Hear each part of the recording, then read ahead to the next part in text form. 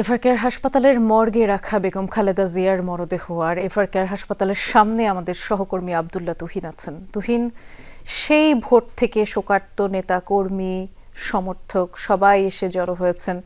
এখন প্রায় রাত, নিশ্চয়ই এই রাতের অন্ধকার তাদের যেই ভিড় তাতে বাধা হয়ে দাঁড়ায়নি। কি বলছেন তারা, শুনতে চাই।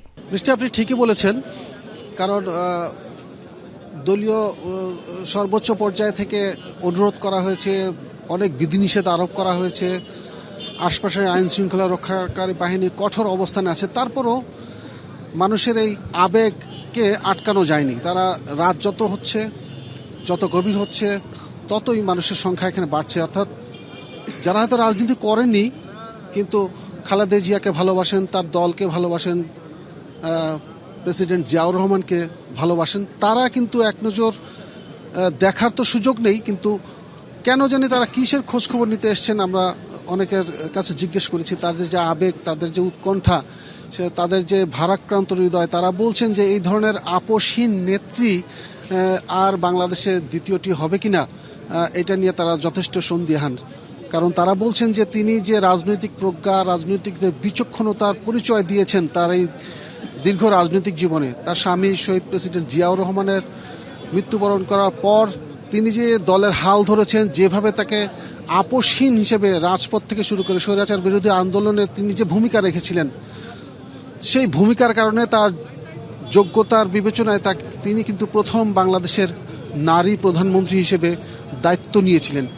সেই নেত্রী আজকে চলে গেছেন, এটা অনেকে বিশ্বাস করতে চাচ্ছেন না, এবং তিনি যে আর আসবেন না সেটাও তারা জানেন। কিন্তু তার আদর্শ, তার স্বামীর আদর্শ রেখে যাওয়া এই আদর্শ তার পরবর্তী প্রজন্ম, অর্থাৎ তার বড় ছেলে তারেক রহমান, তিনি সেই দলকে কিভাবে পরিচালনা করবেন, ভবিষ্যৎ নেতৃত্ব কিভাবে দিবেন, সেই বিষয়টি নিয়ে তারা যথেষ্ট আশাবাদীও দেখা যাচ্ছে তাদেরকে। যে তারা বলছেন, হয়তো কয়েকদিন আগেও আমি এখানে অনেক নেতাকর্মীদের সাথে কথা বলেছি, তারা বলছেন খালেদা জিয়ার বিকল্প আসলে খালেদা জিয়াই, তার বিকল্প এই মুহূর্তে আর কেউ নাই।